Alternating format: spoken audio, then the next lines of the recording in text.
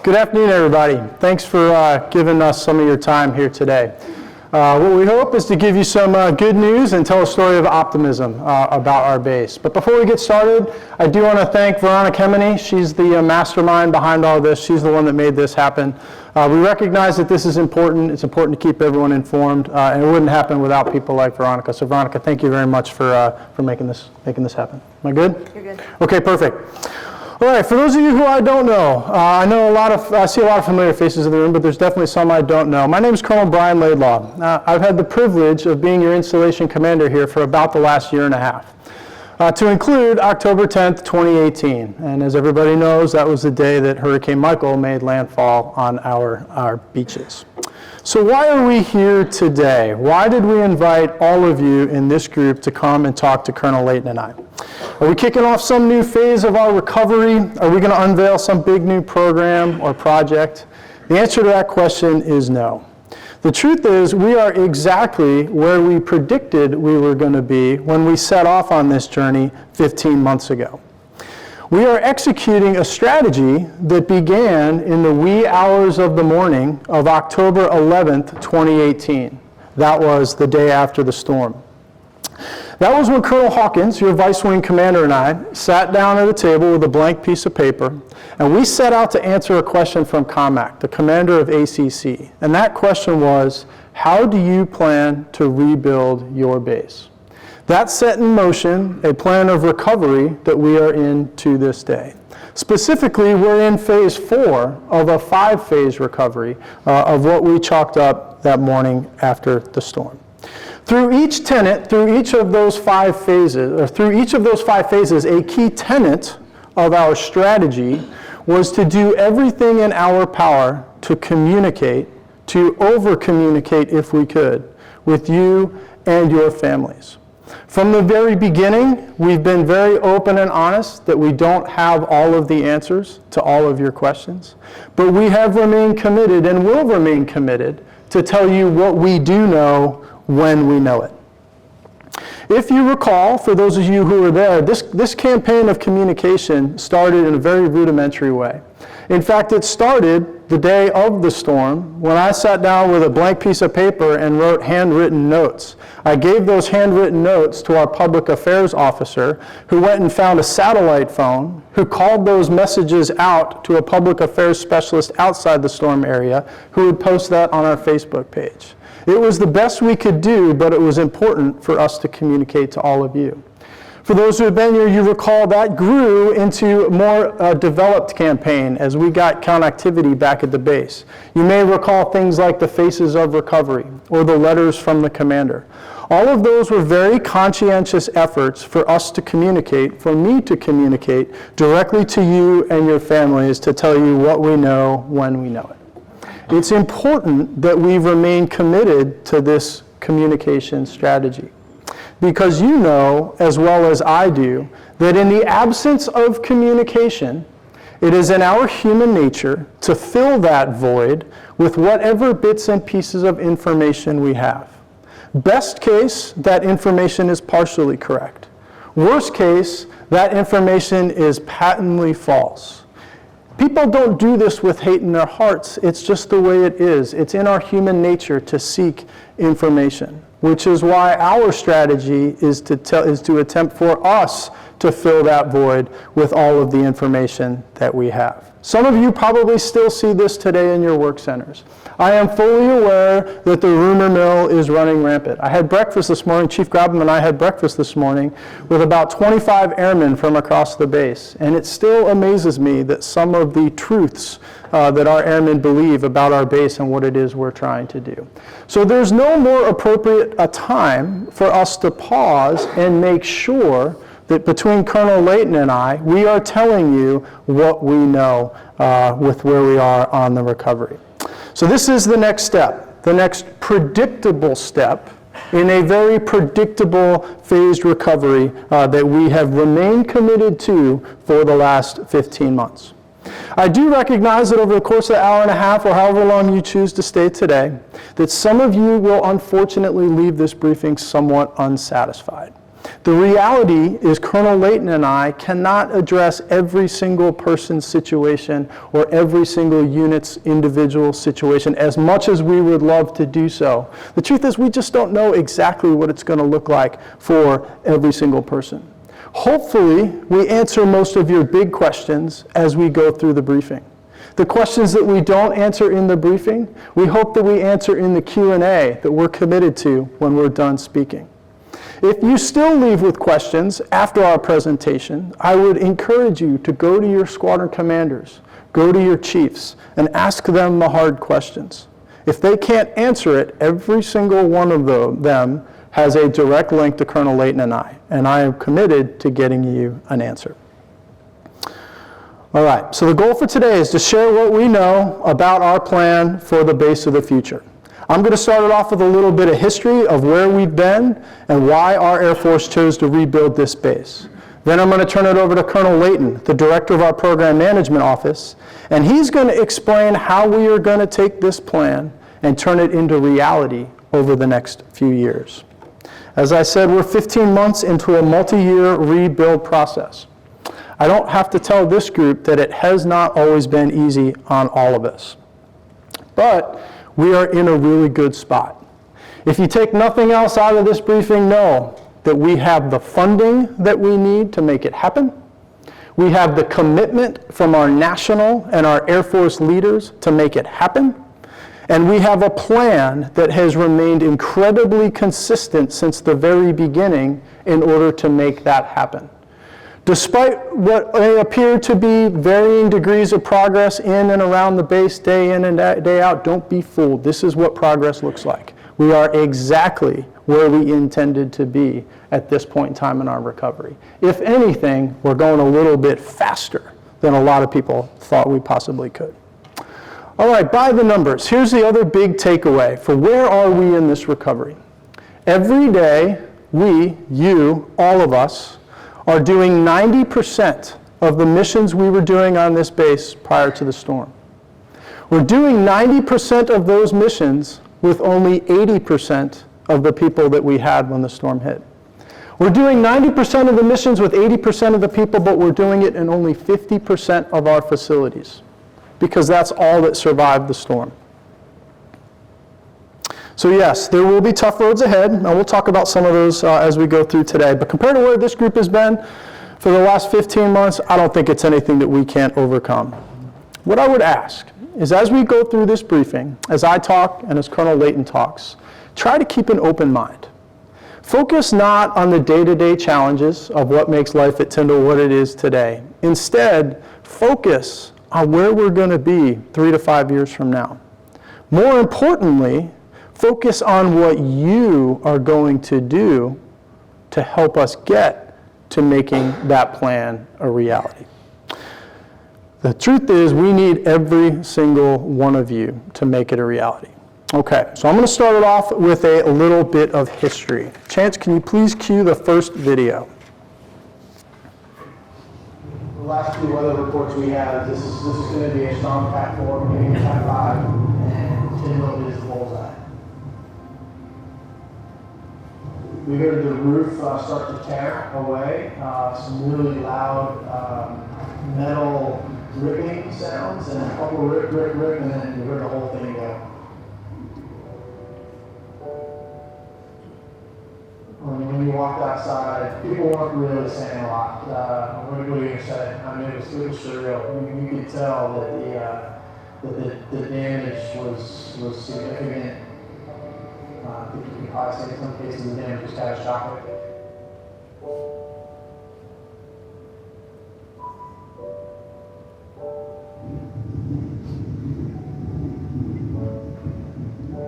Our base took a beating, our people took a beating. The recovery effort, remarkable, it's been amazing. I can tell you with high confidence we're going to be better tomorrow than we are today, because I know for a fact we're better today than we were yesterday.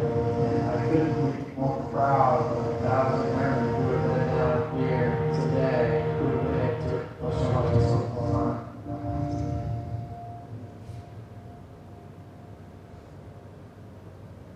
Thanks, Chance. Go to the next slide, please. Okay, so this is obviously why we're here. We shot that video, the combat camera folks shot that video 3 weeks after Hurricane Michael. Driving around the base now, you can see how much progress we've made since then. Okay, so Hurricane Michael, for those of you who are not here, these two pictures right here, this one and this one, were taken at the exact same time at about noon on October 10th, 2018. The storm itself, at the time it made landfall, it covered half of the Gulf of Mexico. It was one of four Category 5 hurricanes in recorded history to ever make landfall on the continental United States. One of those was in the 1800s, before we even started naming storms. If you take this monstrosity of a storm and you zero in on that eye, what you see is this picture right here. We could not have mathematically taken a more direct hit from a storm of the generations here at our base. For reference, the eye was about 15 miles wide. It goes from the DuPont Bridge down to Mexico Beach. We were in the eye for about 20 minutes after the storm. A couple facts and figures about the storm itself. As luck would have it, it hit on a holiday weekend, a 3-day weekend, go figure. We initiated the recall and ultimately evacuation on Monday. Quite literally, there were people on the beaches, our beaches, that Monday, who we had to recall in and evacuate out that later that day. It happened quickly. We evacuated half of the aircraft out on Monday evening, and the second half of the aircraft went out at first light on Tuesday morning. We evacuated 11,000 people from the base. From the time we gave the order to evacuate the base till the time that Major Frizzell and our defenders locked the gates, it was 22 hours. That didn't happen by accident. It was an incredible professionalism by everyone that was assigned to the base who were able to make that happen. As the storm made landfall, we had 484 buildings on the base. When the storm was gone, half of those buildings were completely destroyed. The other half of the buildings were badly in need of repair. So here we are. We just took direct landfall of one of the strongest storms in history. It couldn't possibly have been a worse hit for us. So why? Why did our Air Force, why did our nation make a decision to rebuild this base? Why did they make a decision not only to rebuild the base, but to rebuild not the base that we had, but the base that we need, the Air Force base of the future?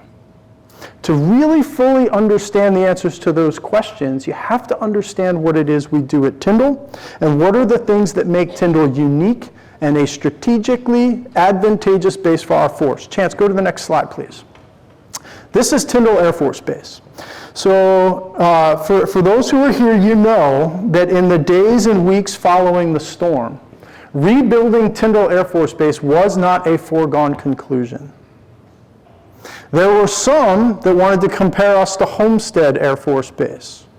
Hurricane Andrew knocked that one out.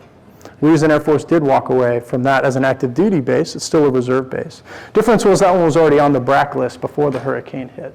But people wanted to force that connection, but we didn't. We didn't. Instead, we chose to rebuild. Why? Well, you have to understand each of the pieces to understand how we come together as a whole and what we, Team Tyndall, have to offer to our nation's defense. So I'm going to go around this. I'm going to start up here at the top. 1st Air Force, Konar, 601st AOC. Do we have anyone here from 1st Air Force, Konar, AOC? Okay, we got a couple of you folks.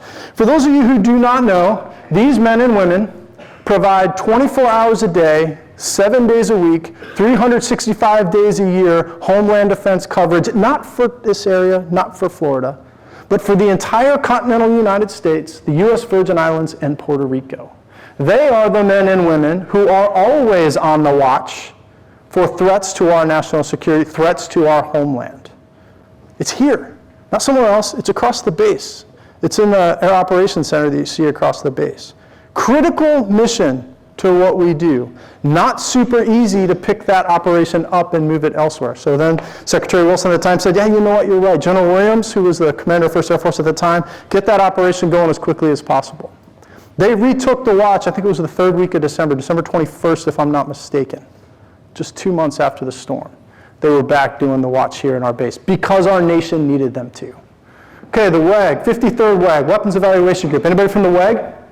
All right, we got a few from the WEG. For those who don't know, the Weapons Evaluation Group here does all of the Air Force's air-to-air and air-to-ground weapons testing. Every single fighter aircraft in the United States Air Force inventory has to rotate through Tyndall Air Force Base on a recurring basis to test the flyers, the maintainers, and the weapons to ensure the reliability of those weapons when we go off to combat. Pretty important mission set. You shut down the mission here at Tyndall, you stop testing weapons, now our combatant commanders trying to execute our national defense strategy don't have any reliable data to indicate the reliability of those weapons. Okay, that's pretty interesting. Let's do that somewhere else. Really. The F-16s that are parked on our ramp today, the ones with the orange tips on the tails and the orange wing tips, for those who don't know, those airplanes can fly with or without a pilot. It turns out when we're shooting live missiles at them, it's preferable to fly them without a pilot for very obvious reasons. Well, if you're going to fly an F-16 with explosives on board, yes, we put explosives on it because in case something goes bad, we push a button, we cut the airplane in half and it drops in the Gulf of Mexico. No harm, no foul. It's cost of doing business. You can't do that over people's houses. You can't do that over populated areas. Start thinking about some of the other Air Force bases down here in the Gulf region. All of them surrounded by populated areas. But here at Tyndall Air Force Base, we've got a secluded runway all by itself. Middle of the base, the drone runway. We launched those unmanned, unpiloted F-16s with explosives on board off a secluded runway directly into a restricted area that we as the United States Air Force own. It flies from there directly into a warning area that we as the United States Air Force control. You can't just pick that operation up and move it to another Air Force base. Secretary Wilson recognized that and said, you know what, Colonel Boatwright and your crew down there, Chief Grabman and your crew, get that operation going as quickly as possible. So you know what they did? 9 times in 2019, they hosted combat archer exercises to validate our weapons for our combatant commanders. That is a full load, despite 50% of their facilities, because our nation needs them to do that. Okay, Red Horse. Do we have any Red Horse folks down here? To the horse. Thank you, to the horse. You guys are awesome. Here's another one. For those who don't know what Red Horse does, they are home to Air Force's Silver Flag training program. This is where engineers and a number of other AFSCs, professional specialties in our Air Force, deploy into Tyndall. They go down here to the Silver Flag site, preset facility. They learn how to stand up a bare base from scratch. They learn how to execute our nation's missions as directed by our national defense strategy. And then they learn how to break down those bare bones bases again and turn that land back over to to whoever the host nation may be. This is where our engineers and others go to get essential training before they deploy downrange to fight our nation's wars. You take that training out, we're now sending airmen into harm's way without essential training for what it is they do. So how do you think they responded? No, they said, that's pretty good. I think we can get this done. So Secretary Wilson said, okay, go ahead and get that mission going back up again as well. So you know what they did? They put 3,000 students through that course in 2019 after the hurricane. Okay, 3,000, that number doesn't mean a whole lot to me. Okay, it was 4 more classes in 2019 than they put through in 2018. Their mission grew. Not because they wanted to, but because our nation needed them to. You can't pick up that operation and place it somewhere else. Okay, put them on the list. Another thing that we got to save at Tyndall. How about AFCEC? I saw Colonel Dodge walk in. Okay, we got some AFCEC folks. All right, for those who don't know about AFCEC, AFCEC is an amazing organization. Some of the smartest people on the planet work in AFCEC, or as they like to call it, AFCEC East, Air Force Civil Engineering Center. They do a lot of things. Among them is very advanced and technical research and development and testing, not just for the Air Force, but for our joint partners, for the Department of Homeland Security, for the FAA, for the Department of State. All of these other users who don't wear the same uniforms that we do depend on Colonel Dodge and his team to do what they can only do here. And why can they only do it here? Because they have access to ranges that we don't have anywhere else and unique labs that we don't have anywhere else. Put that one on the list of things that you have to keep doing at Tyndall. Okay, how about the ACS? We have another 337th in here, in the ACS? Got a couple. The Air Control Squadron is the Air Force's only Air Battle Manager schoolhouse. Not one of, not a big one, it's the only one that the Air Force has. The men and women who graduate from the 337th Air Control Squadron schoolhouse go on to careers to fly either in AWACS, the airplanes with the radar on the top, or control reporting centers, or other tactical command and control facilities across our Air Force. This career field is exploding. We, the United States Air Force, are at a 16-year high of accession rates into the Air Battle Manager career field. Not Tyndall, the Air Force is at a 16-year high. So when they called up the Colonel Lynch and said, yeah, I know your facilities are destroyed, can you make it happen? Can you be initial operational capability by March and full operational capability by the summer of 2019? That'll give you about 6-7 months. Colonel Lynch and his team said, not only can we do that, we can bring a full course load back in January, just 4 months after the storm, and they've increased their student production since 2017 by over 200%. Not because it's cool, not because we thought we could do it, but because our nation depends on Colonel Lynch and that team to do what they can only do down here at Tyndall Air Force Base. Put that one on the list, another thing that we have to keep doing. Last one I'll talk about, 325th Fighter Wing. Obviously that's that is our wing here. Until the Air Force tells me differently, our mission remains to train and project unrivaled combat air power. We are the Air Force's only schoolhouse for the F-22 weapon system.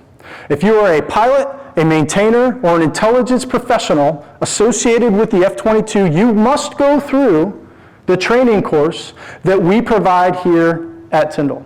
Now I realize we don't see as many jets as we used to see before the storm, but make no mistake about it.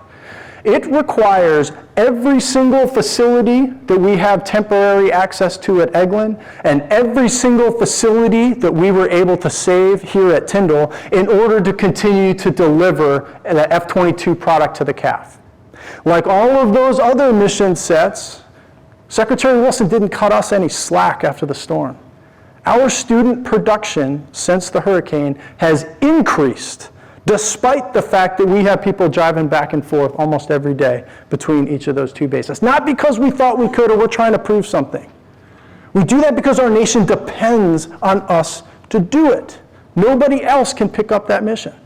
All right, so as you start to piece all of this together, you start to see how the sum of all the parts that are critical to our nation's defense makes it a pretty easy decision to why.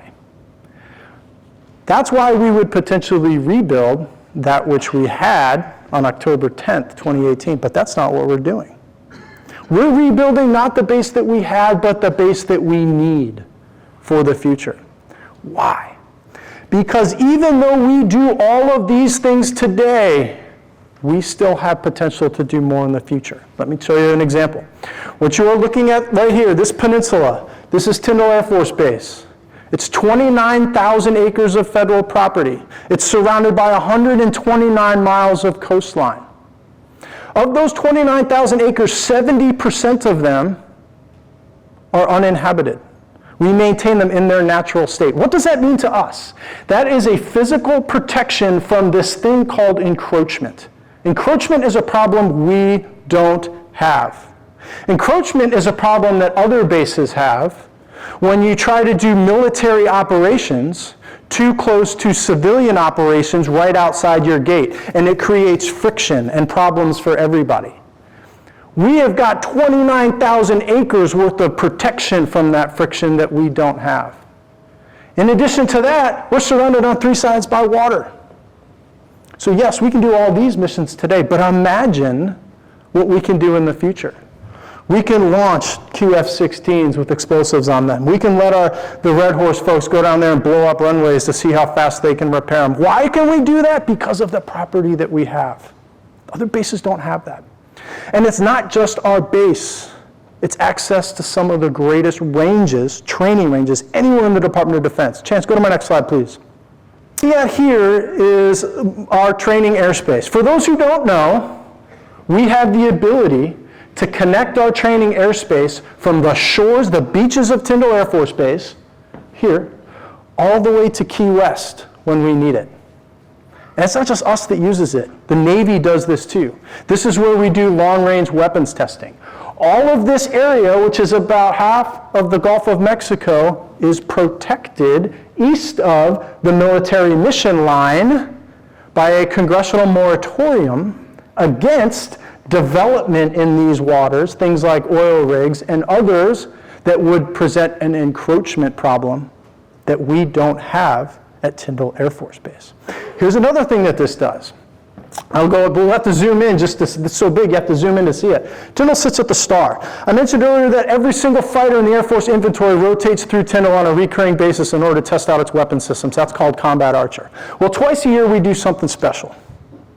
Those jets will fly in the morning, they'll shoot their missiles or drop their bombs, the maintainers will turn the aircraft. They'll launch again in the afternoon, right off our coast into our warning airspace, and they will meet fighters that fly over from New Orleans, fighters that fly in from Jacksonville, fighters that fly south from Montgomery, Alabama, or F-35s and F-22s that fly over from Eglin. And we'll get tankers that'll fly up from MacDill down in Tampa. If you triangulate where all of those regional bases meet, the center point of all of those bases is right here. It's right off our coastline.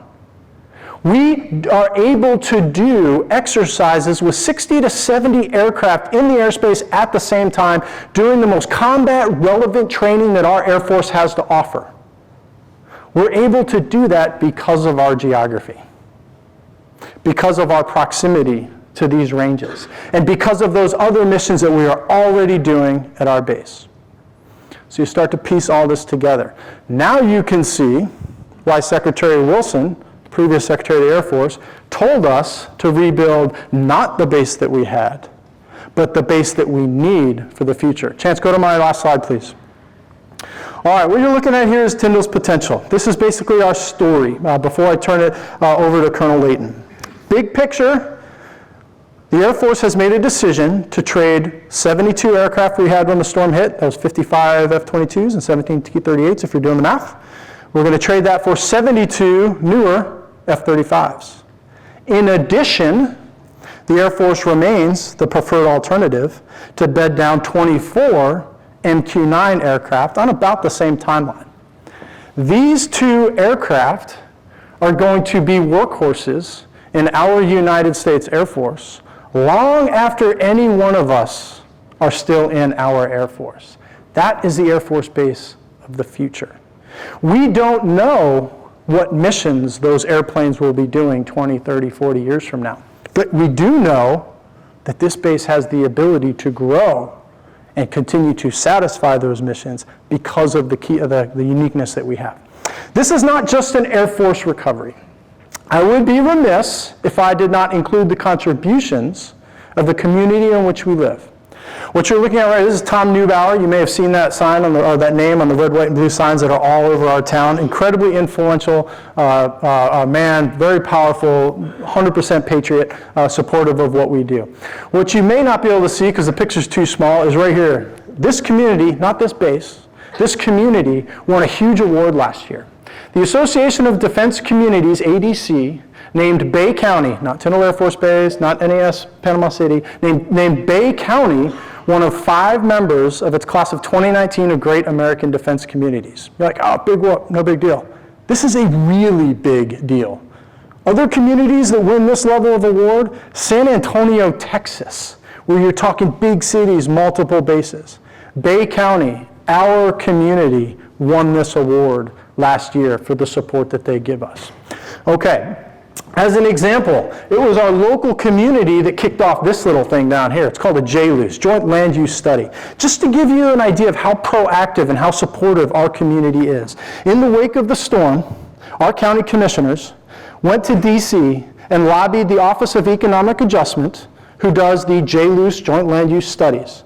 Ask them to come down here to Bay County and do one of these studies. What that study does is it looks at all the land surrounding the base and makes recommendations for compatible construction, building codes, compatible missions, in order to protect the base from current and any future encroachment.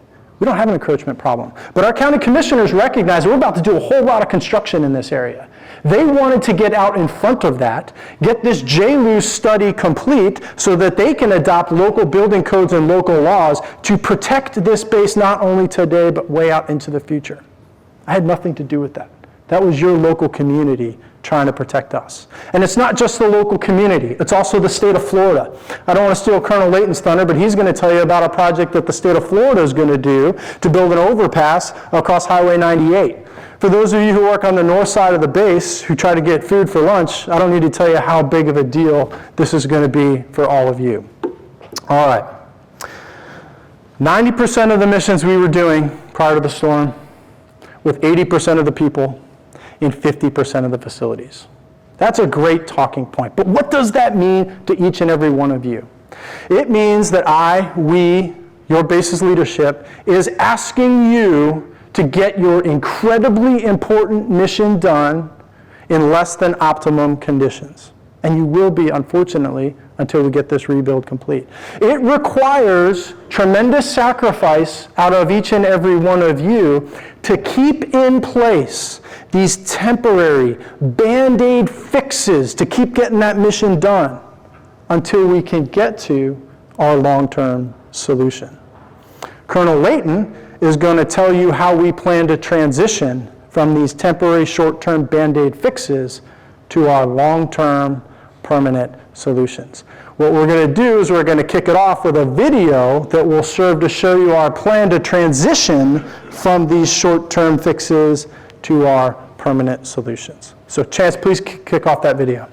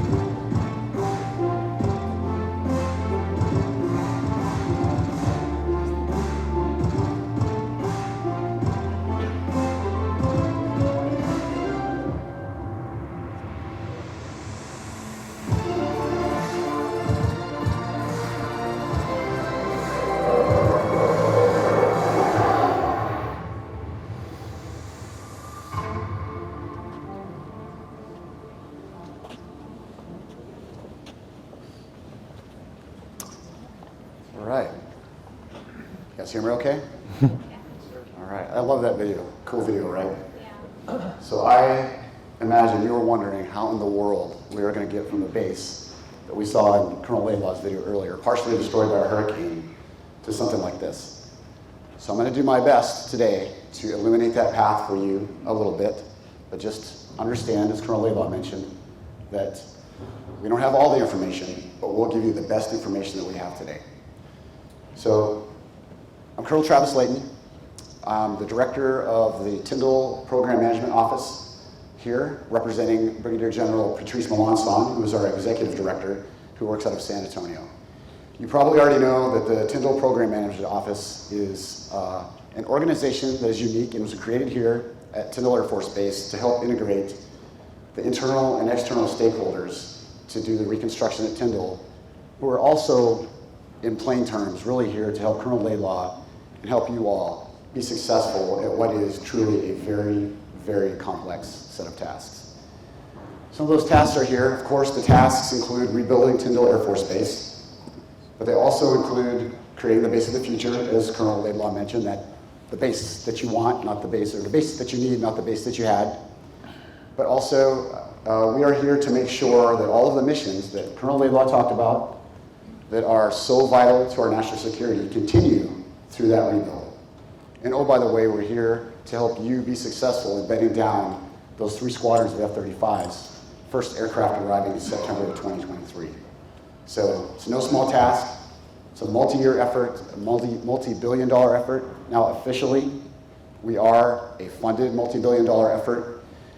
And just to give you a sense of the scale of what I mean by that, if you take the MILCON program, the large construction program for the Air Force, if you add up all of the military construction for all Air Force bases around the entire world for 1 year, that's about $1.5 billion. That times 2 is what's occurring at 1 Air Force base here at Tyndall. That is a huge effort. So if you'll indulge me, next few slides, I'm going to take you through an overview of our master plan, your master plan. That's your long-range vision of what the base is going to look like down the road. I'm going to talk a little bit about the sequencing and timing of the rebuild effort, and then I really want to talk about expectations. I want to help you understand what to expect the next few years with the rebuild, and I know that's really what you want to hear. Chance, if you can take the next slide. All right, so again, next few slides. First part of this is the master plan brief. This is your plan, your long-range vision. It is not a design. This is simply how you view the base down the road, because when you have an opportunity like this to reset an entire installation or rebuild an entire installation, you definitely want to start with the end in mind. So that's what we're going to talk about here. So we're going to talk 3 districts. These are the Airfield District, the Support District, and the Air Force Civil Engineer Center Research Laboratory District. These are obviously the most populated districts, and they're the ones that will see the most activity during the rebuild. But the one thing, before I go on, that I want to emphasize, and you'll hear this multiple times from me today, is that this is an unprecedented opportunity for everybody here. Nowhere else do you get the chance to rebuild, reset an entire Air Force base, to put functions where you need them, to make the base resilient to the next storm or the next threat, and to make the base more efficient and walkable and useful for you as the customers for the base. So it's a pretty incredible opportunity. So Chance, next slide. So looking at the Flightline District, we're all familiar with it. We know it's a very narrow strip of land, constrained on the north by the flight line itself and on the south by Highway 98.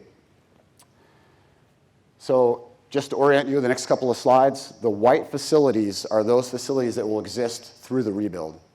Everything else, all the other colors are either rebuilt facilities or new facilities. So the opportunity to reset the base, in this case, presents us with 2 themes. The first theme is because we are so narrowly constrained in that area, we're able to take functions that don't need direct access to the flight line and move them to the support district. In that case, that was primarily the bulk of the civil engineers and the logistics readiness squadron are being moved to the support district. The other opportunity that presents us is the flight line being completely reset. We're now able to organize the missions into distinct mission set campuses. And you can see that here. At the west, you have the F-35 campus. In the middle, you have the Weapons Evaluation Group and the Airfield Support campuses. And then off to the east, you have the MQ-9 campus. So just to foot stop the fact that the MQ-9 campus is pre-decisional. So this is a good example of how your long-range vision sets the base up for success in the future. Before the storm, as you were planning to potentially bed down an MQ-9 mission here, you would have had to have sited that function well off to the east at the drone runway. But with the unprecedented opportunity you have now, you have space to put that mission right on the flight line where it belongs. And so that is a very good example of how your vision makes the base better in the future. Next slide.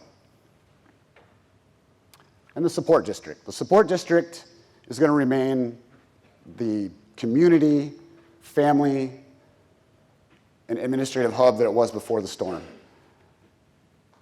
The white facilities you can see here, those are the larger, more modern facilities that survived the storm. So you can see the 1st Air Force, the medical group, the BX and commissary, the fitness center, and then the dining facility. Those facilities, those are key to the community. Those form the backbone for the plan. And so as we start to zoom in on what that core looks like down the road, direct your attention to this area where you will have a new CDC next to the BX and commissary, which will be in the community core, which will have lodging, a chapel, and a community commons. That community commons will contain things like a library, a bowling alley, eating options, a post office, and other things. You'll also notice it's near the fitness center and the dining facility, and it's connected to the dormitory campus with a walkable spine. And that walkable spine provides that campus atmosphere, and it also connects the dormitories to the industrial area. And the industrial area is the future home of the Civil Engineers and Logistics Readiness Squadron. So huge opportunities here to be able to reset the base, to provide a campus atmosphere, and provide a safe and efficient installation for you for the future. Next slide. So, Colonel Laidlaw mentioned this earlier, but if you weren't aware, the Florida Department of Transportation has invested $20 million to create an overpass or a flyover of Highway 98. So what that really is they are going to literally elevate Highway 98 along this section to provide two places for you to pass from the north and south sides of the base under the highway at the Erie Gate and at Louisiana Avenue. So that's the first time ever that the north and south sides of the base will be connected. That's obviously a huge benefit in terms of efficiency and convenience for the mission, but I will also not lose sight of the fact that it's also a huge indicator of the support that we enjoy every day from our community and from the state of Florida.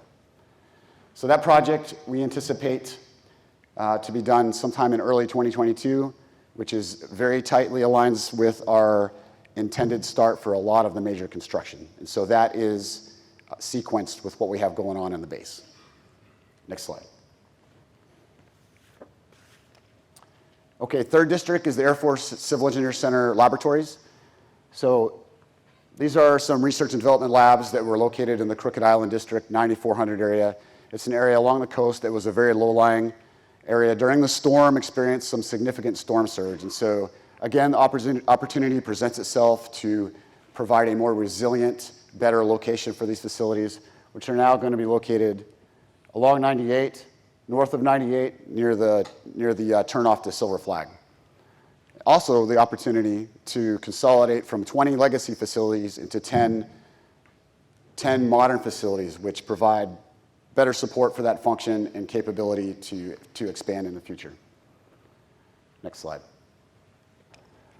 Okay, so as you rebuild or reset the majority of an Air Force installation, you definitely want to take full advantage of that, and you definitely want to capture the lessons learned from your own experience and from the experience of others. And so here we have the installation facility standards. These facility standards are our way to communicate the things that we want captured in our rebuild, your rebuild, into the base of the future. So what you see here are some mock-ups. And by the way, these facility standards don't just include how facilities look and feel. They include the wind load standards, they include the design float elevations, they include the sensors and innovative technology that you want to have in your facilities for the base of the future. But for the architectural standards, which all resonate with us, that's how the base will look and feel, right? Well, I would argue that our intent here is not just the look and feel of the installation. These facilities also are going to be energy efficient. These facilities are also going to provide interior and exterior spaces for you that are appropriate for the Panhandle of Florida. These facilities are also going to be supportive of the wind load designs that make those facilities more resilient to the next storm. And if you don't believe me, the building on the lower left, what's that? That's the fitness center. The fitness center performed really well during the storm. And so if you notice, the fitness center looks a lot like the mock-ups that we have in the rest of the slide. That's no accident. That's a perfect example of taking advantage of the lessons learned of what performed in the storm and applying that in the future to provide resilient buildings and buildings that don't look like your blocky Creech Brown buildings that we know and love on other Air Force bases. Next slide. So by the numbers, when it's all said and done, yeah, over half your facilities are going to be demolished, and 5 of your 6 hangars are going to be demolished. That's coming. So although we are restoring dormitory capability to an appropriate level to support the installation post-storm, and BBC is working to restore family housing to an appropriate level post-storm, what I would leave you with is, as Colonel Laidlaw referenced, if there was ever any question in your mind as to whether the Air Force or our elected leaders are committed to rebuilding Tyndall, I would point you to the numbers. You obligated and awarded over $700 million last year. You are going to award $700 million more this year. And oh, by the way, Congress has appropriated the full amount of the Major Reconstruction Program, which is $3 billion. So obviously, a huge indicator of commitment, but that creates the opportunity for you and creates the expectation that we use those resources wisely to create the base of the future. Okay, next slide. Right, so maybe you're starting to think, well, hey, we got all this money. Why aren't we seeing buildings going up right now? You know, spend away, get it going. Well, there's a very good reason for that. So I'm going to try to use this timeline chart to explain. So we are quite literally still in this transition between, if I can get this to work, between debris removal, facility assessment, and those initial repairs and the recovery. The demolition program is only partially done, and you have a long road ahead for those facility repairs, those hundreds of millions of dollars to repair the facilities that you're in. Those permanent repairs and that demolition creates the need for temporary space in modular facilities to house all of your functions while the rebuild is going on. And then to the point of why aren't we seeing new facilities going up? Well, first of all, we have to clear areas through demolition to make space for those new facilities, right? And we also have to recognize that large projects like that have a very long and involved planning and design process in order to get them right. That planning and design process is ongoing right now. A lot of you are participating in that, I know. And so the sequencing of the program takes us, as we work through the acquisition process with the Corps of Engineers, the Army Corps of Engineers who are executing these projects, through the statutory environmental planning requirements, through the demolition and the design, to sequence this so that the construction start is timed to begin after those things culminate. The thing that I would also draw your attention to is this red flag down here. If you're ever wondering about the sequencing and the urgency of the program or the timing of it, that's a big reason. That's the arrival of the first F-35 in September of 2023. So that means we need to make sure that the right components of the rebuild are in place in time to receive that first aircraft. So that is definitely part of the calculus. Next slide. So just to bring this home a little bit, I'm going to show you, give you a visual of what the demolition might look like. So what you see here is an aerial view of Tyndall Air Force Base before the storm, the 484 facilities. And so as we go to the next slide, you're going to see some green facilities kind of blend in the background. You can go ahead, Chance. So once all of the demolition is complete, that's what's left. So it's pretty easy from that to see where the backbone of the support side goes, where those key, big, important facilities are. But I also point out, if you look at the flight line, it's pretty barren. There's one hangar and a control tower there. So that's what the flight line area is going to look like. So it's pretty stark. All right, next slide. So imagine this is the part that you really want to hear. This is, what does this mean to me? So how is this going to impact me? So yes, I can confirm that there will be hundreds of contractors on base. There could be as many as 1,800 to 2,000 craft labor contractors required on base daily to sustain this level of construction. That means there will probably be hundreds of commercial vehicles and trucks coming on base, 500 or more per day coming through and transiting the base to support that level of construction. And this is going on at the same time that you are in temporary facilities, maybe in offices or spaces that maybe are slightly less convenient or smaller than you're used to. You'll probably see some longer lines at the gate. You'll probably have some competition for your favorite parking spot. You'll definitely have some of the noise, dust, and disruption that would be associated with a large number of projects like that. But, if you take me to the next slide, I'm here to tell you that your leadership is not taking this as a fact of life. So they are working overtime to make sure that the services that you rely on and that you need continue through the reconstruction and are restored through the reconstruction. And that could mean things like providing MWR functions in temporary facilities, working with our partners at EBC to restore housing, making sure that as we have this mass influx of population to the base, that we have the right number, types, and capabilities for eating options around the base. And it also means child development center, youth services, medical functions, all will continue to be provided during the rebuild.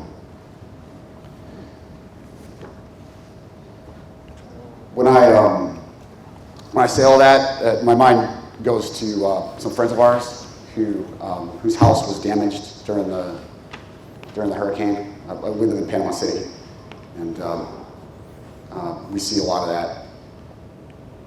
And watching them live through, in and among the disruption and the dust and the noise and all that goes along with rebuilding their lives and putting their home back together. It's you can tell it's really trying. You can tell it's really difficult. But you can also tell there's a lot of hope there as they go through that process, because they know at the end of the day, when the contractors pack up all their stuff and they go and they leave their house, that it's all going to be worth it. And that's where my mind's at with all of this. So this is the end of my section. I imagine you were maybe hoping that the next set of slides might tell you specifically when your facility might be demolished, where you might be going temporarily, for how long, and maybe how many times you might move. So I will take you back to, this is the best information we have right now. I do not have that information. But the good news is, your unit commanders are actively working that every day, trying to get to the level of fidelity that they can provide you to tell you when you're going to have to move out of your facility so it can be demolished, where you're going to go. They know your requirements. They're making sure that those requirements will be met while you're in your temporary facility. And that information, when it is reliable and available, is going to flow through your chain of command. So once again, thank you for indulging me. I cannot emphasize enough what an awesome opportunity this is for all of you. There's no other base in the Air Force that has been given this much resources to reset a base, to make the base resilient, to make the base of the future, to bed down new missions. And just on behalf of the PMO, we are all assigned here permanently. We are all in, like all of you. And we are very, very grateful to be part of your team and to help you all be successful in this endeavor. Sir. Thanks, Travis. Chance, go to the last slide, please. So why do we need to get this right?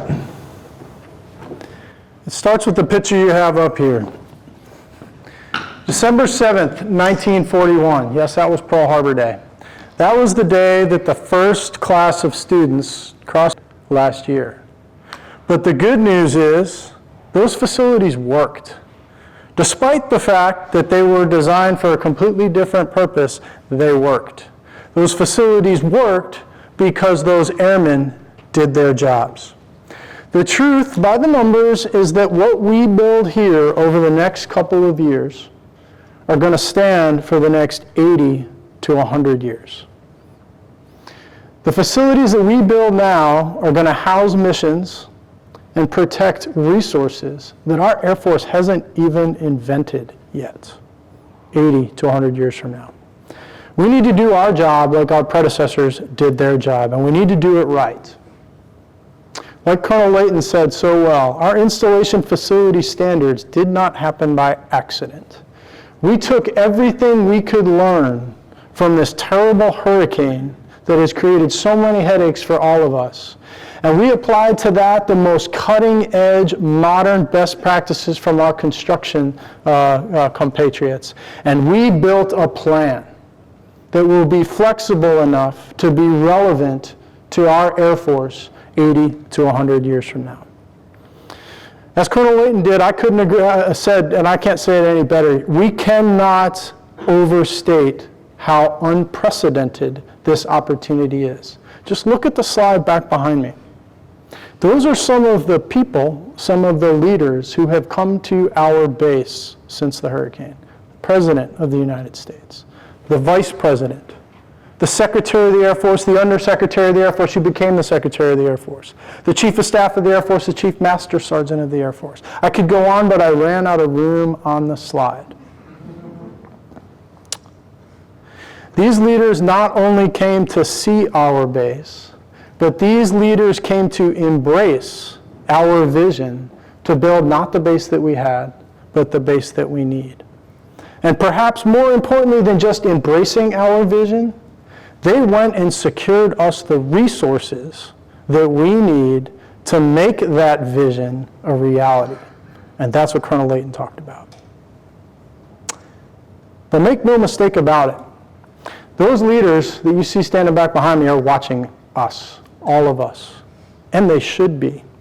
Because there's $4.25 billion worth of taxpayer dollars that are betting that we get it right.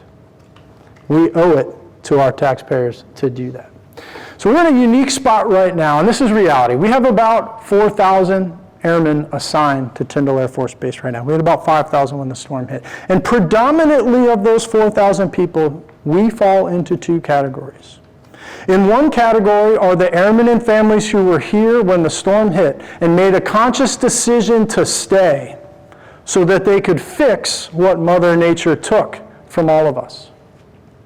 The other group of people are the people who knew that the hurricane hit, saw the destruction that it did, and still chose to put their hand up and volunteer to come down here so that they would have an opportunity to be a part of something bigger than themselves.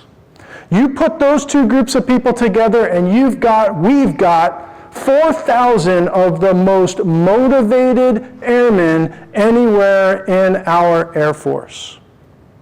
That's not going to last forever. We have to take advantage of this opportunity. It's never going to get any better than it is right now for all of us. But I'm not going to sugarcoat it. It's not going to be easy. It hasn't been easy up until this point in time, but then again, nothing worth doing ever really truly is easy. But this is our watch. In history, the airmen who follow in our footsteps will judge our performance over these next couple of years. In much the same way that we judge the performance of the airmen who did their job 80 years ago and gave us facilities that in a lot of ways saved our missions.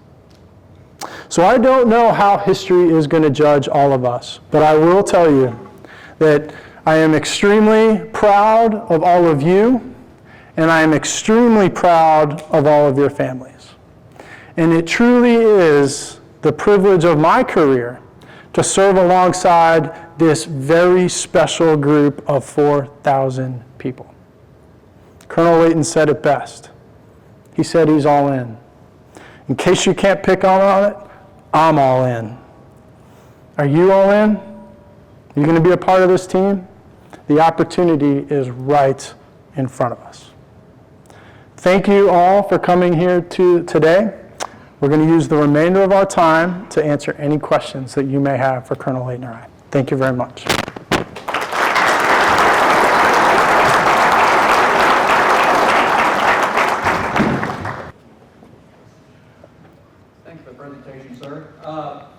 What do you anticipate, you mentioned manpower currently, what do you anticipate manpower in 2023? Yeah, that's a great question. I'll tell you what I know, and what I know is not going to be what the final answer is. And what we know is what we have learned through the SATAF process, the Site Activation Task Force process that ACC runs, as we look to bed down both the F-35 units and the MQ-9 units. The initial estimates for both of those bed downs are somewhere in the neighborhood of about 1,800 to 2,000 people associated with each of those. So we're looking at potentially growing by as many as 3,000 to 4,000 people when you add it all up. So I would say our best guess at this point in time, based on where we are in that process, and we're still pretty early in that process, is it's probably going to be somewhere in the neighborhood of 7,000 to 8,000 people. Fair enough? A lot bigger than we are today. Good question, though. Hello. In relation to that, I didn't see a lot of discussion on base housing. Mm-hmm. I know that you guys don't own that and not part, but still a part of that. Yeah. Just kind of ballpark on when we're going to have that available to people to help with commuting and those issues. Yeah, that's a great. You want to swing first? Or you want me to take the first swing at this one? Okay. As Katrina mentioned, you're absolutely right. It's an absolutely fair question, and I really wish I could give you a better answer. I'm sick. We don't own base housing. We are like many other DoD installations. It's privatized housing. Balfour Beatty Corporation owns all 867 homes that we had when the hurricane hit. The timeline by which they will bring houses back online, and the current plan is bring 590 some of them back online, is a conversation between them, their insurance company, and their senior lenders. And that's just the truth. So I can't speak with authority on what that timeline is going to be. What we have seen, what they have showed us, are preliminary projections to have the first handful of homes come back online sometime this spring into early summer. Excuse me. And the next big tranche coming online late summer through fall, and then steadily over the course of the next couple of years until they get back to their target end state, which again is somewhere in the 590s. So it should start happening this spring, but I don't own that timeline, so I can't speak with authority on it. That's just what they've told us. Great question, though. I wish I had a better answer. Travis, anything you want to add on that? I don't have anything additional. So, to that point, great question. So housing for the entire populace. So given the constraints, outside the base, Yep. when it comes to housing, being a civilian, purchase a house on the beach. A lot of other folks are having to do the same thing, but I don't know if you're aware, but prior to the storm, with D.R. Horton being one of the primary builders of homes, and they will get more homes in the community, and all the issues associated with those homes. I mean, we went to countless homes that they had, constructed, and they had issues. In the past, the bases, we've had some mechanisms where we can go to the legal office and say, hey, this is an issue with this provider, and then an you guys would look at it, and if need be, there'd be some sort of partner or whatever doing business with that. Is there any consideration for those kind of issues, and what's the recourse for all the military members who are going to come here, and if D.R. Horton is the primary provider of homes in the community? Okay, there's a lot packaged up in that question. No, I appreciate it, because the three questions that certainly we get most is where are we going to live, where are our kids going to go to school, and how am I going to get paid my travel voucher? I get that. So it's an absolutely fair, and I don't mean to make light of it. Those are relevant questions that I'm going to do the best I can to try to answer you. I will tell you there's at least three major companies who are building like crazy in this town. D.R. Horton is one of the companies that is doing that. They're not the only one. The story of housing in the local community, I would say by any reasonable measure, is a good news story. My data is a little bit dated, but the last data that I saw had, I think it was upwards of about 1,300 single-family homes that are currently under construction and due to be available this year, with another 3,000 that are already approved and getting ready to start, and then somewhere upwards of 6,000 planned. So you're talking about a huge volume of new single-family units, and that includes everything from Panama City Beach all the way through Lynn Haven, unincorporated Panama City, all the way down through Mexico Beach. But to flood our market with that many new homes, I would contend, is a good news story for consumers. We will, our families who follow behind us, will have a great deal more choice between on-base housing, off-base D.R. Horton, off-base St. Joan Company, off-base other company that's building, so that people can quite literally vote with their feet. To your question about the legal office, now I certainly don't want to get into any specifics with specific companies, because I don't know a lot. I don't know the background of what led to your question. Certainly, we've got a fully staffed legal office. We have a fully staffed housing office, and all of the services that we have provided in the past, we will continue to provide in the future. If there are particular things that you are looking for or particular services that you hope to see, by all means, stop in and make sure that our folks know about that, and we'll do the best we can to deliver it. So, a long-winded way of saying there is a lot going on in our community regarding housing, and most of it is very, very good news story and getting better for us and those who will follow in our footsteps, both us and our families. Fair enough? So, sir, if I could follow up, just real short. I guess my biggest concern is, again, I started the home buying process prior to the storm. And with a lot of folks who had D.R. Horton homes, my concern is that new airmen coming in will be faced with the same challenges that some of the other folks had with shoddy workmanship or things of that nature, and then be stuck. And again, having gone around and looked at all these different homes and saying, okay, well, we know we're not going to use that builder, but then, like I said, it's kind of disheartening to think that the market is going to be flooded. But for people who are not from here or not familiar, I mean, I've been here since 2005, and to see what's going on when it comes to those things, and if you were to talk to some of the airmen who were here before the storm and the issues associated with that builder, and they felt like there was no recourse, well, yeah, I'm just screwed because, this, that, and the other happened, where I think we're in, as you talked about earlier, this is a unique position to perhaps put pressure on certain builders through maybe Mr. Neubauer to make sure that, if nothing else, there is some sort of additional recourse that service members and thereby the community would have to make sure that they're not faced with those issues. Okay. We will take, how about if I agree to take that feedback and leave it at that? Okay, thank you. What other questions do we have? Oh, sorry, just over here. I do see an influx of new buildings, new homes, apartments. My concern is the young airmen and their young families PCSing in will experience and are experiencing astronomical rates for rents or homes.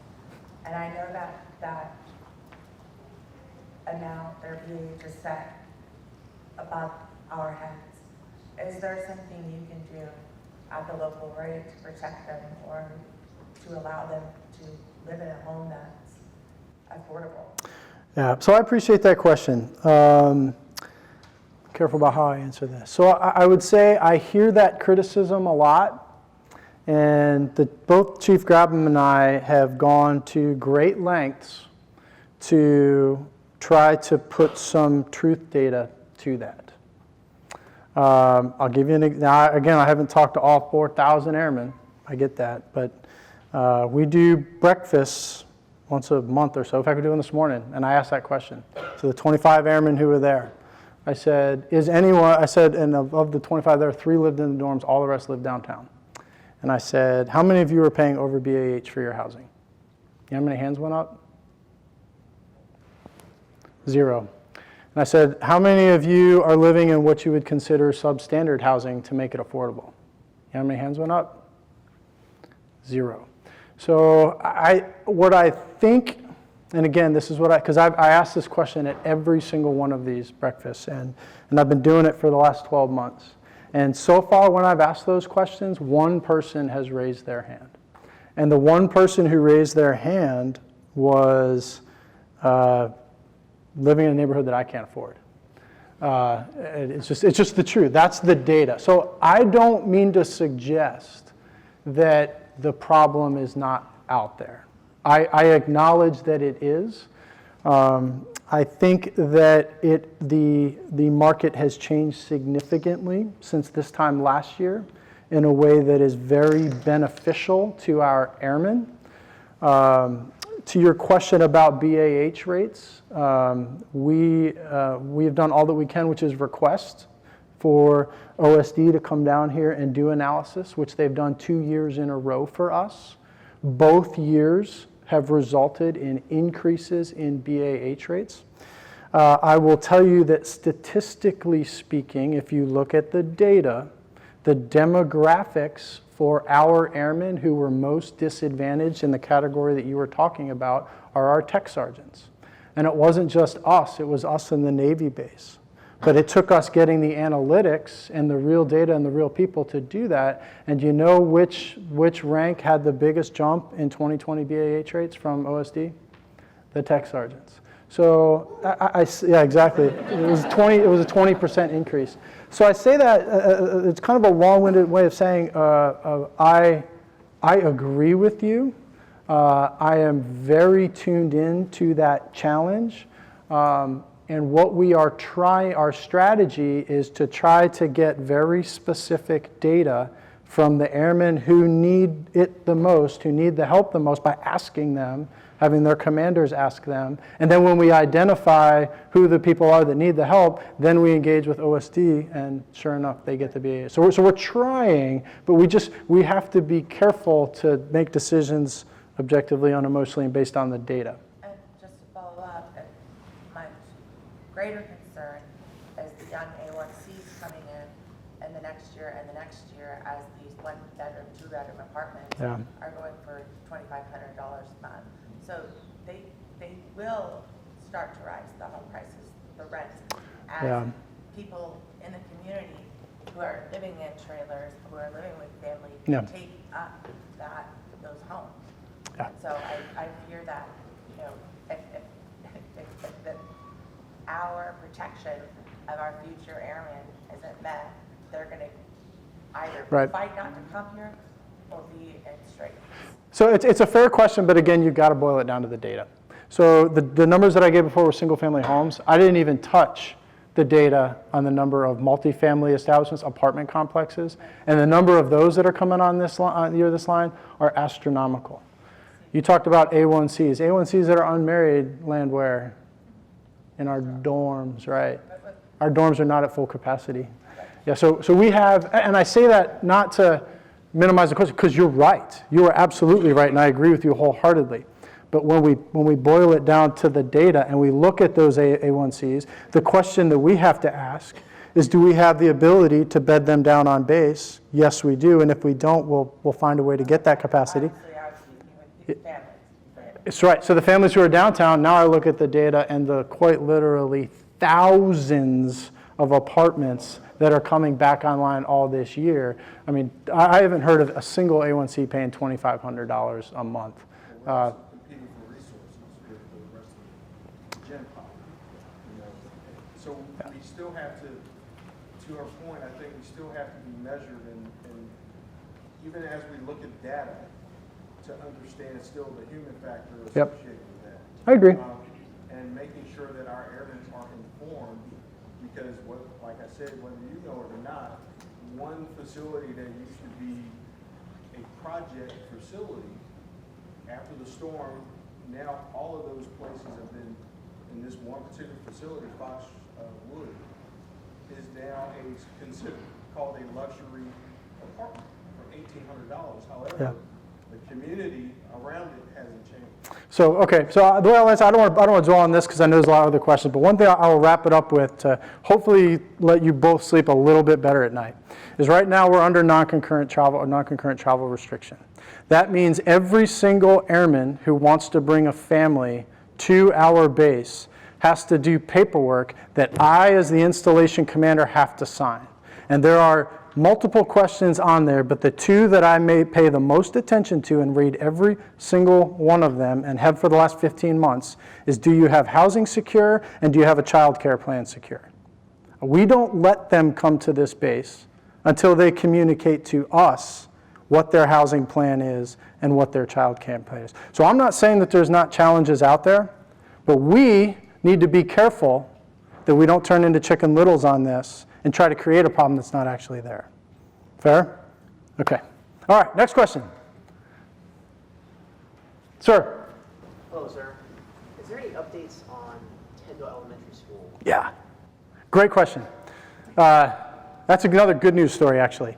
So Tyndall Elementary School, prior to the storm, 70% of the student population at that school were military, family, housing kids, right?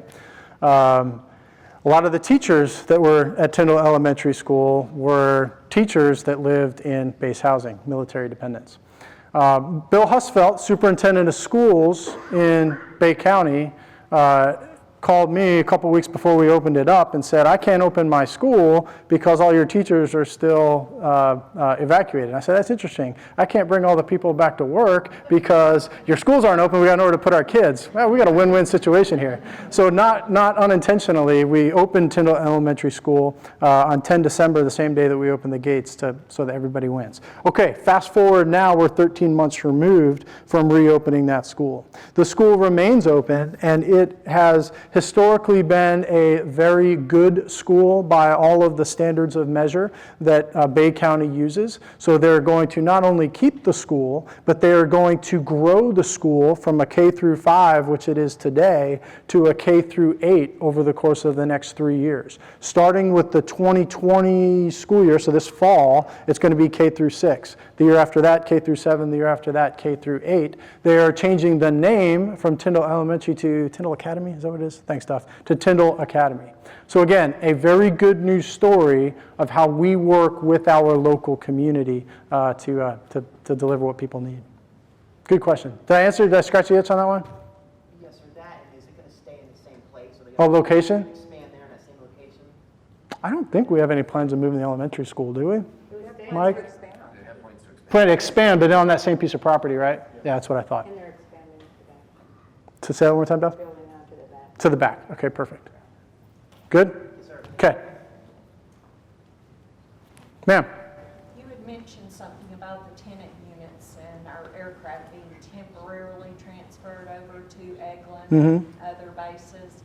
What's the plan for transitioning them back to Tyndall? So the airplanes, two different categories. Of the 72 fighters that we had on the ramp when the storm hit, they were in 3 squadrons. Combat coded F-22 squadron, a training F-22 squadron, and our T-38 squadron that supported them both.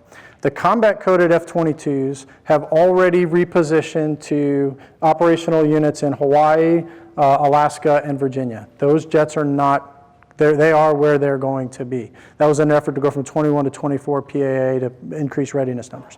The remaining 2 squadrons, the training F-22 squadron and the T-38s that support them, most of the aircraft fly their day-to-day ops out of Eglin. We rotate several through here to do maintenance. The plan for the Air Force right now is they are the preferred alternative. It's not a done deal yet. The preferred alternative is to take those aircraft and reposition them up to Langley and incorporate them into the 1st Fighter Wing.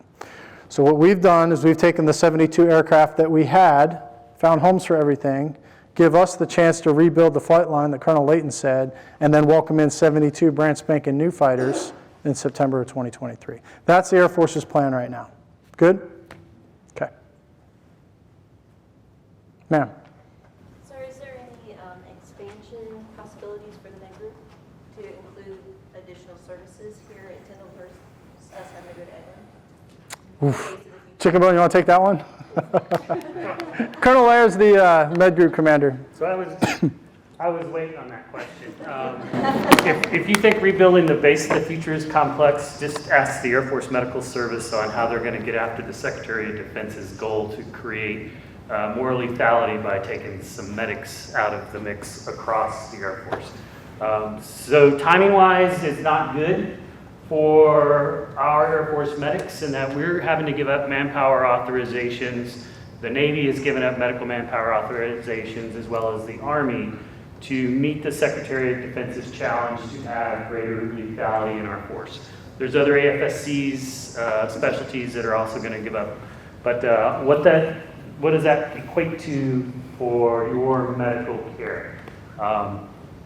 My best guess, and it's a guess, and it changes every day based on new policies that come out of Washington, D.C., and how conversations go with Congress as the services present them plans, is that Tyndall will remain an active duty only clinic for the foreseeable future. Now that's also a business decision that the Defense Health Agency has to coordinate with what they call their managed care support contractor, and in this case it's Humana. And so they have to figure out, how do we then take care of all of the non-active duty beneficiaries, your families, our retirees, and everybody that was used to coming to the base for world-class care. So they look at the local community and what they're able to provide and what medical staff they can count on to provide that world-class care to our families and our retirees that deserve it. And they make commitments with the community to build networks of providers that are able to do that. And so in the mix of all of the Tyndall rebuild and the decisions that were made to rebuild Tyndall, the Air Force made decisions about the medical group and our ability to pay part of that manpower bill. So size-wise, we will grow to the population of our active duty members on the base. So as the F-35s and as the MQ-9 active duty personnel come in, the medical group will grow to match that. We are working daily and working really hard with our local community to make sure that they are aware of that growth and that they are also increasing the providers in the network and the specialties in the network to be able to also meet that greater demand. That's a tricky thing because we have to do it in partnership with Humana, and we don't have the local authority to make decisions in that regard. It's a contract that Humana has with the Department of Defense at that level. But we're not letting them off easy. We challenge them every day, and we make sure they have the best data that's out there to ensure that what they build and promise in the community meets our needs. And so that's probably a really long answer to what would seem like a simple question. Does it answer that question? So I wish I could tell you that, yeah, next year we're going to start bringing dependents back into the med group and we're going to get huge again. It's just in the business case that we're operating from right now isn't the case. Great question, though. Thank you. Thanks, Steve. I don't know. Excuse me. All right, these are good questions. We got about 5 minutes left of the time we have allotted, so we can probably take a couple more questions if you have any. Veronica. So can you tell us about the BX hours? They seem to be awful. Yeah. Taco Bell just closed. I've heard Popeyes is coming, and all the contractors, people are always asking me about what are my food options. Yeah, no, it's a great question, and it's a fair question. I want to start by saying that AAFES has been a tremendous partner of ours since the hurricane. For those who were here right afterwards, you may recall that despite the fact that their roof was gone and everything is destroyed on the AAFES side, they went and found a semi-truck that has a shopette in the back, and they pulled it into the parking lot over in our gas station and opened up a shopette right after the storm. Parked right next to it was another semi-truck that popped the door open, and inside was a barber shop that they found and procured for us. We were one of the first places anywhere in this area to have gas available because they knew we needed it and they made it a priority for us. So they have been and continue to be, AAFES continues to be tremendously supportive of our airmen and their families. At the end of the day, though, they are a private business that has to make a profit. So if you recall, I've already said we had 5,000 people assigned to the base when the storm hit. We're down to 4,000 now. We had 11 dorms on base when the storm hit. We're down to 3 right now. We had 867 homes in base housing. We're down to 0 right now. So when you start looking at profitability of facilities that are sized to house this population, and we're only putting this much foot traffic through, AAFES can only bleed money for so long before they just have to close their doors. It's an unfortunate reality of where we are. Now, we have spoken at length with AAFES leadership, who continues to be tremendously supportive of what it is we're trying to do. They're very careful with rolling out this strategy, which, go back to the data, if you can't tell I'm a data guy, they measured foot traffic all day long in each of those facilities and chose the hours where the most of all of us were going in there and buying things in an effort to keep the doors open as long as they possibly could and catch as many of us as they possibly could. These are temporary. They're calling them winter hours. This is not intended to be steady state. As the base starts to grow in terms of population and we start putting more people through their doors, they will continue to reassess the data and they will continue to reassess the hours. If you recall, both Colonel Layton and I said at the beginning, some things are going to be hard. Some things are not going to be easy, and we get that. This is one of those ones where it's just unfortunate that that's the reality that we're in. And what I don't want to do, though, is turn this into a finger-pointing contest against AAFES, because that would be tremendously unfair based on all the support and help that they've given us and our families since the storm. Good enough, Veronica?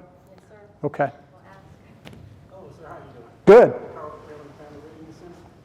As the numbers continue to grow, our federal mandated programs are going to continue to grow as well, and we're going to need additional resources and vendors in order to accommodate the growing numbers. Any idea how that's going to happen? Growing numbers of... Tax program, parking, those, when the companies, when the families Yeah. come back, Yeah. our numbers going to continue to grow, and those programs can't go away. 'Cause right now, Yeah, you're right. we're at 662, but that's not. Yep. So the best answer I can give you on that one, and if any of the other commanders want to jump in, Jesse, help me out on this one. We, the Air Force, goes through a process called the SATAF process, Site Activation Task Force. This is when the MAJCOM, Major Command, in our case Air Combat Command, sends a team of experts down here that have pilots, maintainers, they got A1 represented, A2, all the various career fields that we have. They look at what we have, and they compare that to how big they think we're going to get. And what that translates into is a UMD, a unit manning document, where they give us not only the mission people that we need, but there's another category called BOSS DMS, Base Operations Support and Direct Mission Support. That's where we as an Air Force try to capture all the tail, all of the support that is required to support all of the growing mission. So that is coming out. What I would encourage you to do is involve yourself in that SATAF process. They come here about once every 6 months, open doors, we don't do anything behind closed doors. If there are specific programs or specific areas or personnel challenges that you know because you've been here are going to be a challenge, you have the chance, while we're still in the SATAF process, to bake that into our final solution and make it right. But if we do nothing, you're going to rely on people that don't have your expertise to try to make educated decisions. There's no reason we have to do that. You have the opportunity to be a part of the solution. But that's the right vehicle to answer that question. Also, sir, the previous comment with individuals, we actually do have certified financial counselors. So if you seek individuals, counselors. Okay. We are at 1:30. I know that there are probably still questions out there, but I want to be respectful of your time and your commitment that you've already given us to be here. So what I'll ask Colonel Layton to do is stay with me up front here at the end. If you have questions that you would like to ask one of the two of us, by all means, come up here and swing away, and we'll do the best we can. Again, we don't have all the answers, but we'll tell you what we do know at this point in time. For those who don't have questions, thank you so much for your time. I hope you have a great rest of your day, and I sincerely appreciate your commitment to helping us make not the base that we had, but to rebuild the base that we need for the future. So thank you very much.